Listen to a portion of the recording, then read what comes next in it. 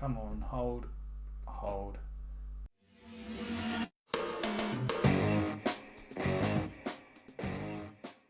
So today we're going to be doing a micro stakes challenge. We're going to see exactly how much we make or lose within an hour. We're going to be playing at NL10 on fast forward mode with party poker, and we're going to be playing on 3 tables, and we're going to set the time limit and finish in exactly an hour's time and see the results at the end. So let's start playing. So 9 jack suited, that's certainly a hand we're going to be going in for. The question is, do we flat or do we raise? I think we're going to 3-bet here. Suited connectors, sometimes you want to pop in a 3-bet if you think you're playing against a weaker opposition, and in the case of micro stakes, I certainly feel as though we're going to be playing, so we end up getting the fold anyway. Against someone that you feel is a strong player, you probably want to just flat with the suited connectors. So you may notice that the tables are slightly laggy. That's because I'm running OBS Streamlabs, which is pretty much like a recording / streaming software, and I'm running it off a laptop. It is a Mac, but it uses such a high CPU that it's pretty taxing on the laptop because it's compressed down compared to a computer. It's a lot more taxing on the CPU, and so it causes the tables just to lag a little bit whilst I'm playing. So on table 3, we've got jacks. We get an under the gun raise here. We're gonna use a large size in here for the 3-bet. So we're gonna raise up to £1 or $1 in fact. Let's see what he does. Okay, so we're not worried here about queens, kings, or aces. I mean, he could have queens, but playing at the micros, you'd usually expect them to re-raise again here.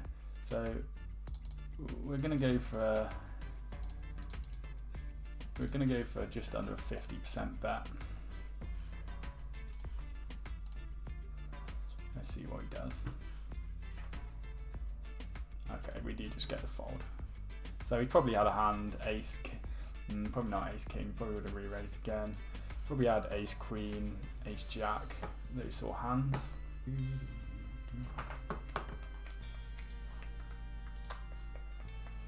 So we flop trips here, it's not bad. We're going to check this one over, hopefully we get a bet.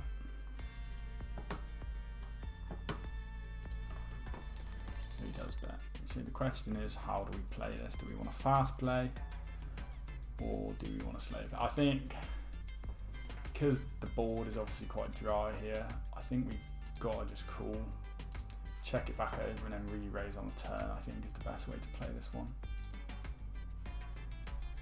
So on table 2, we flop a straight, so not bad. Ooh, he fires huge here on the turn. I think we're gonna re-raise here. And on table 2 with the straight, we're gonna fast play this one as well. Hopefully he's got like an ace or king. Okay, this is a tough spot for us here.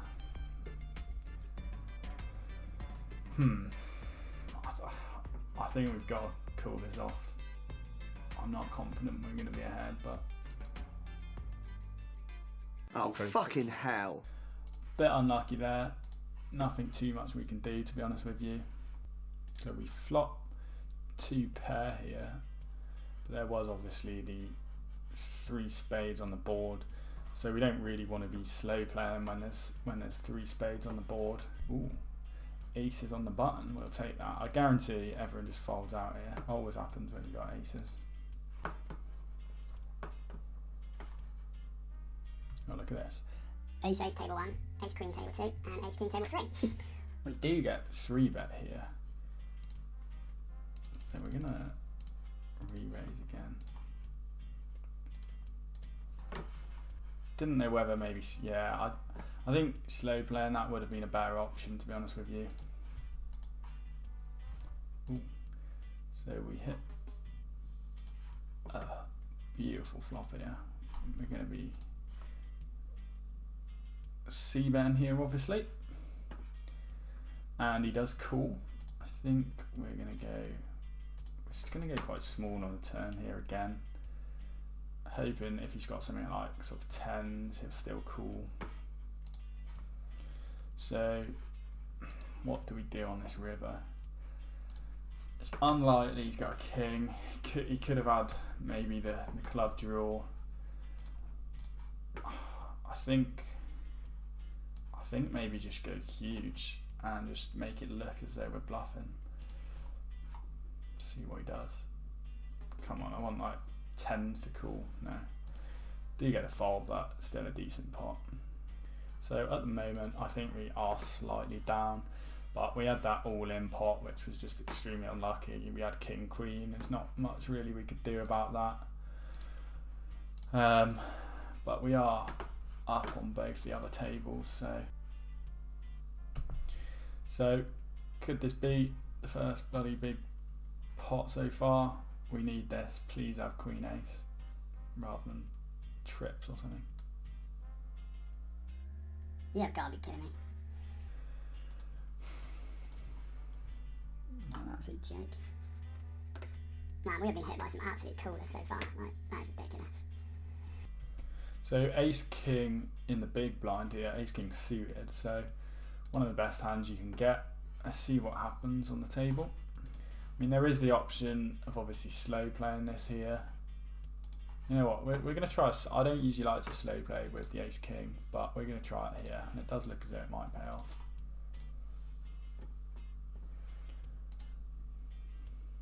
Okay, 10 jack does hit, but we're going to check and then re-raise, I think.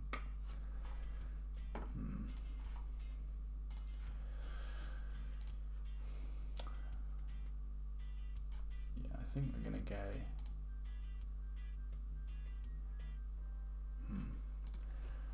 That's not the best card for us there. The clubs obviously does come off. We're going to fire out a little block a bit here. And then if he re-raises us, it's probably going to have to be a fold, unfortunately. I've got 9. Mate, how many times do people want to hit 2 pair against me? It's an absolute joke. We're just going to call. It's quite a strong play to 3-bet on the big blind, so.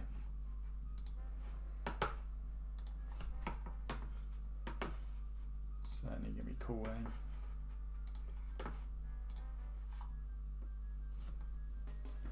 So he does check. I might fire an over bet here on turn just to protect against any draws and overs.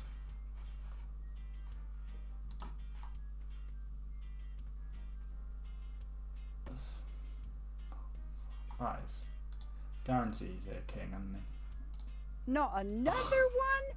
Oh, for God's sake, I can't stand this. So on the turn here, I'm tempted to just shove here. We're going to shove because we've still got a lot of outs, even if he does call, but I don't see what he's possibly calling with here, to be honest. 2 pair is the only thing he's really going to call with.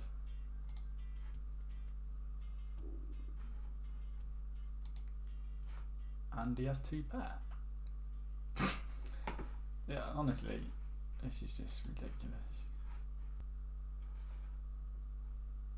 I think we're going to re-raise up here.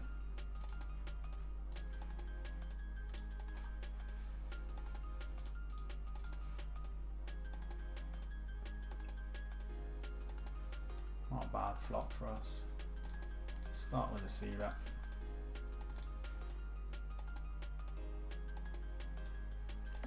Okay, so the jack on the turn is actually a really good card for us. It reduces the chance of him having a jack, and it's fairly unlikely anyway because you'd think he'd probably re-raise a jack after my c-bet.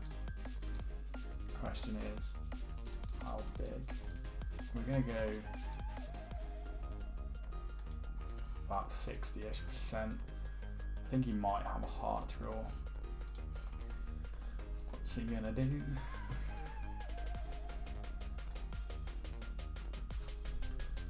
So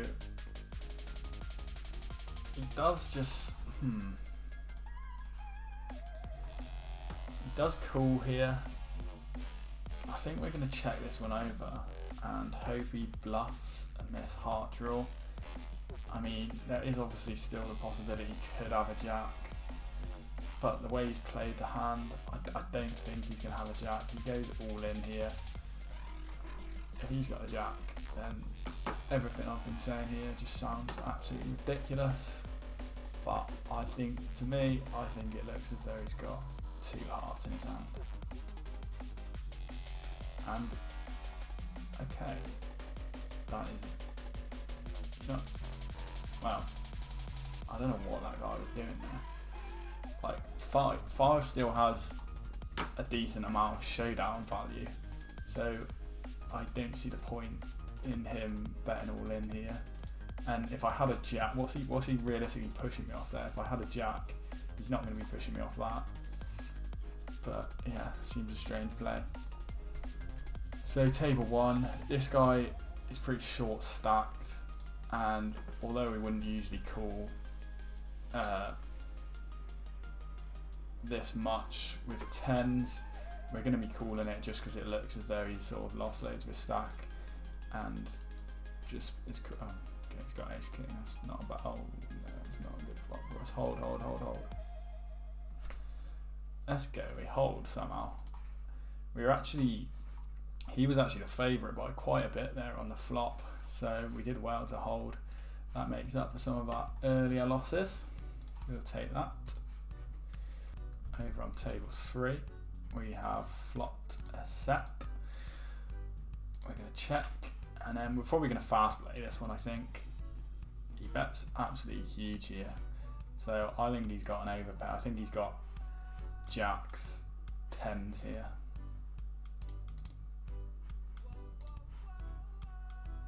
Come on, just shove. Well, hopefully he doesn't have the diamond draw, because then he still has quite a few outs. Well, best of luck. Whew. So he did have the diamond draw, but we do hold, so turned out well for us. So we've got decent stacks on all the tables now. 16 on table 1, just under 20 on table 2, and just under 20 on table 3. And this guy does 4-bet, so it was actually a really nice play for us just to flat on the big blind. So we're going to be all in here. Come on, hold, and nice. Ooh, so that's sort of a saver there for us. We end up picking up a big pot. So we've got 3 times our starting stack here on table 3. It was the right decision. We do hit the flush.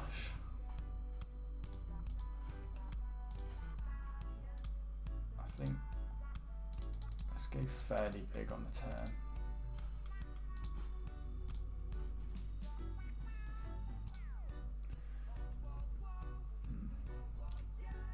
So obviously the board is paired, but I'm not too worried about him having a full house with this fairly dry texture. So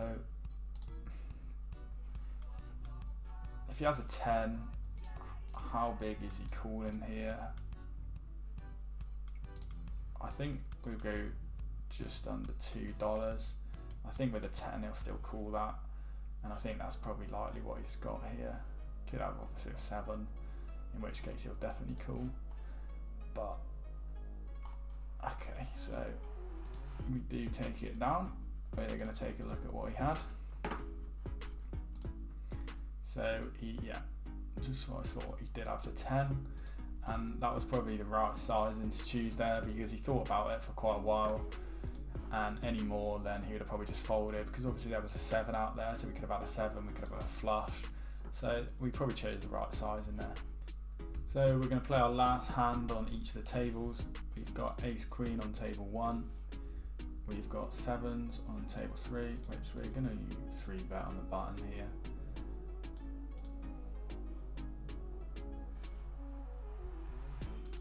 So we do get 4-bet here. I think we're going to call still with the ace queen.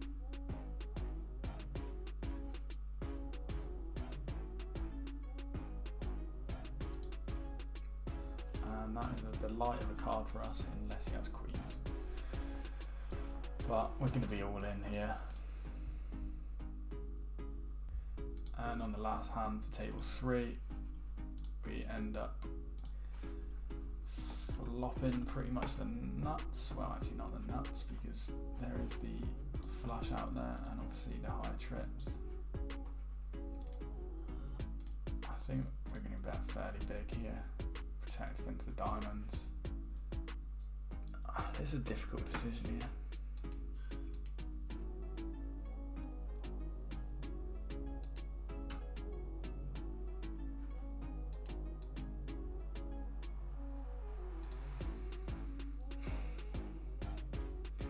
So, can he have a flush? We've still got equity regardless. If the board pairs, we make the full house. Could he be bluffing with an ace of diamonds here and a blank kicker?